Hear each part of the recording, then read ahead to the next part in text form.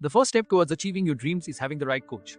Get the best education with forensic classes by Diksha and make your net forensic exam dreams come true. Download the app now.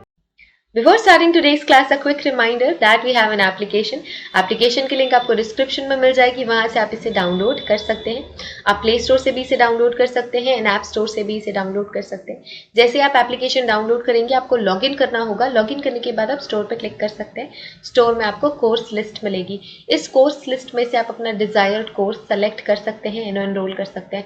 For example, अगर मैं forensic science से net की preparation कर रही हूँ तो मैं forensic science net का कोर्स सेलेक्ट करूंगी.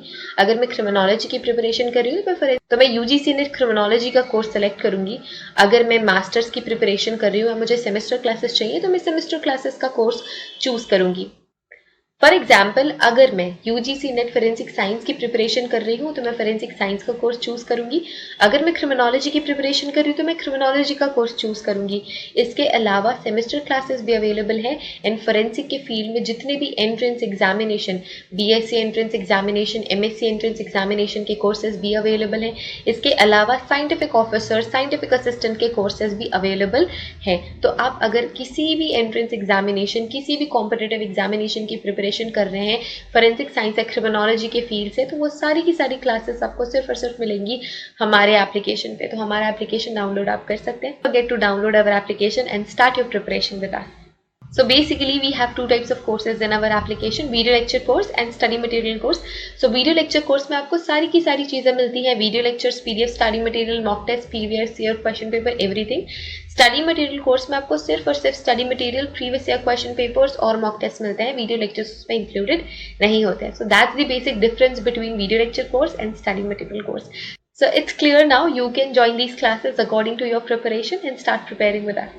Hello everyone, welcome to our YouTube channel. In आज की वीडियो में हम पढ़ रहे हैं ऑफेंस. ठीक है, क्या पढ़ रहे हैं? हम पढ़ रहे हैं ऑफेंस एंड बेल. हम ये जानेंगे ऑफेंस क्या होता है और बेल क्या होती है. ये हमें क्यों जानना है? क्योंकि हमें पढ़ना है bailable offence and non bailable offence.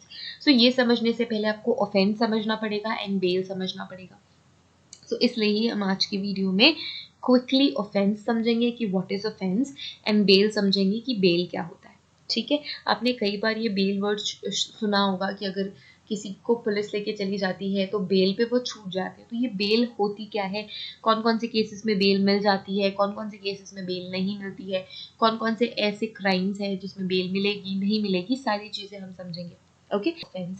सो मैंने कई बार ऑलरेडी बताया है कि क्राइम ही ऑफेंस है या ऑफेंस को हम क्राइम कह सकते हैं. बट अगर हम डिस्कस करना चाहें, so what is an offence? So any act, कोई भी ऐसा act which causes a violation, जो क्या कॉज करता है, which causes a violation of the rights of others और कॉज हार्म टू अदर्स.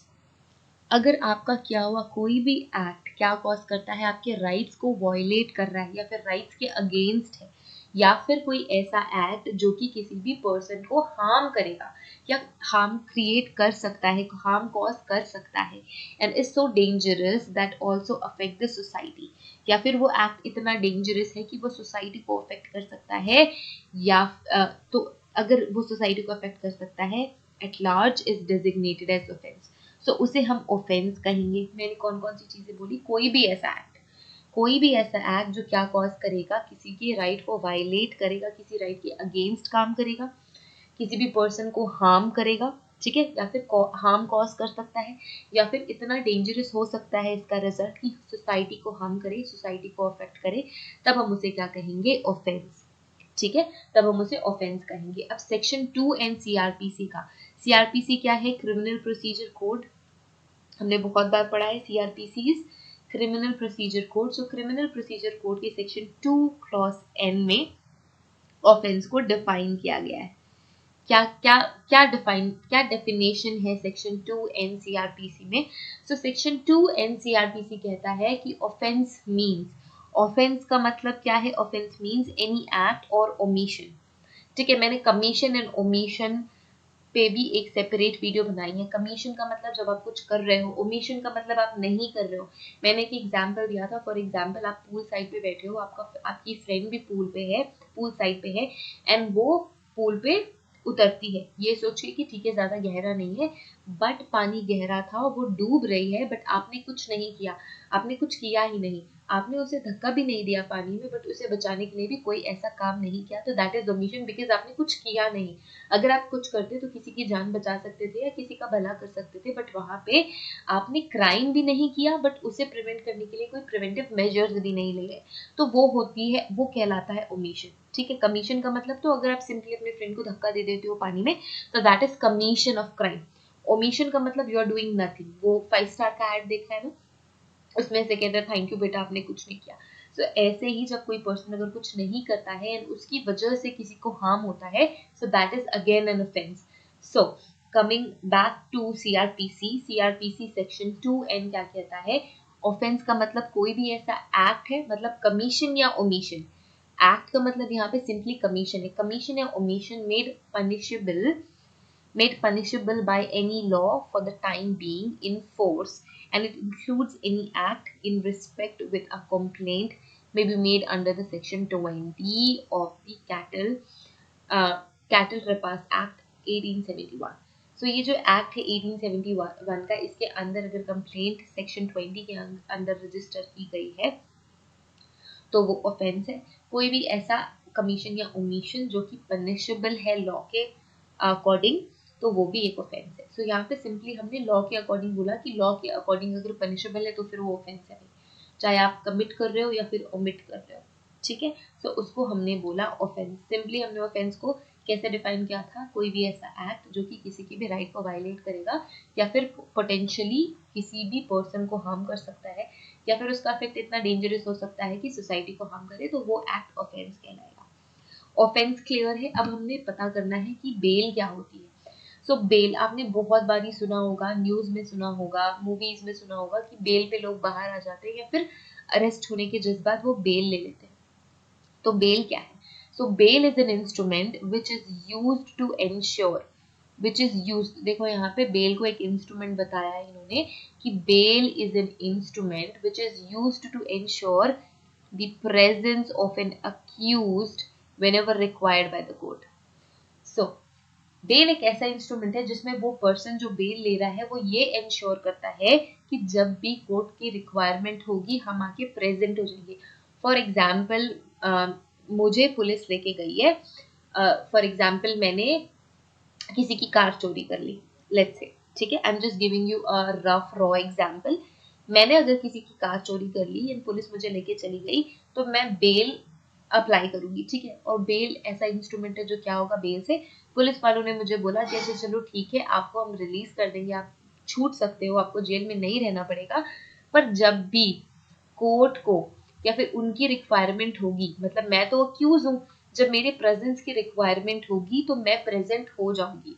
मैंने उनको ये वादा किया कि ठीक है जब भी इस केस से रिलेटेड आपको मेरी ज़रूरत होगी या कोई भी ऐसा स्टेप लिया जाना होगा जिसमें मेरी रिक्वायरमेंट है या मेरा इन्वॉल्वमेंट ज़रूरी है, तो मैं उसी वक्त आपके पास आके अपना प्रेजेंट इंश्योर करूंगी।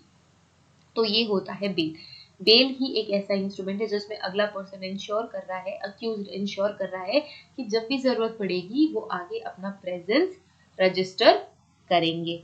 ठीक है, CrPC does not define the term bail. अब जो सीआरपीसी है वो बेल डिफाइन नहीं करता। ठीक है, सीआरपीसी ने यहाँ पे ऑफेंस को तो डिफाइन किया है पर बेल को डिफाइन नहीं किया है। But essentially bail is an agreement. Bail क्या है? बेल एक तरीका अग्रीमेंट है in which a person makes a written undertaking, जिसमें वो पर्सन रिटन अंडरटेकिंग दे रहा है to the court to appear before it, whenever required and comply with any condition set out in the agreement. So मैंने एक agreement बना के दिया है, ठीक है, मैंने एक agreement बना के दिया है जिसमें मैंने ऑलरेडी सारी चीज रिटन फॉर्मेट में लिखी है। वर्बली कोई बात नहीं चल रही कि मैंने बोल दिया हाँ ठीक है मैं आ जाऊंगी, बट मैंने जब ऐसी कोई सिचुएशन हुई तो मैं गई नहीं और मैं बाद में अपनी ही स्टेटमेंट से पलट रही हूँ। नहीं, एक रिटन अंडरटेकिंग देनी होती है, उसमें ये लिखा हुआ होता है कि जब भी आपको मेरी ज़रूरत होगी तो मैं अपना प्रेजेंस रजिस्टर करूंगी, मैं ये इंश्योर करूंगी अकॉर्डिंग टू द अग्रीमेंट कि मैं प्रेजेंट रहूं। ठीक है, he she also insures to profit a specified sum of money if the person fails to comply with any terms and condition of the agreement. अगर मैंने किसी भी terms and condition को violate किया agreement के, so मैं इस चीज़ के लिए भी assurance दे रही हूँ कि मैं monetary like आप ये कह सकते हो कि आप क्या कह सकते हैं, एक व्हाट वी कॉल इट, जब हम स्कूल में फी पे नहीं करते तो फिर एक्स्ट्रा फी पे करनी पड़ती है, late fees, kind of late fees, yes. So जैसे कि लेट फी लगती है, आप डिजायर्ड टाइम एंड डेट पे अगर आपने फी पे नहीं की है, स्कूल की फी पे नहीं की है, तो फिर आपको लेट फी देनी होती है। जितनी भी आप लेट करोगे उतनी ही ज़्यादा आपको फी देनी होती है। तो ऐसे ही ये अग्रीमेंट में एक इंश्योर एक कंडीशन और होती है कि अगर आपने अग्रीमेंट में दिए हुए स्टेटमेंट्स को मीट नहीं किया तो आप फी भी पे करोगे उसे, उसकी भरपाई करने के लिए, ठीक है। तो आपको बेल समझ में आ गया, ऑफेंस समझ में आ गया। I hope bail and offence दोनों ही क्लियर है। अब ये दोनों टर्मिनोलॉजीज क्लियर है, अब आप कंफ्यूज नहीं होंगे। Okay, so thank you so much again, have a great day ahead, till then take care, bye, see you guys in the next video.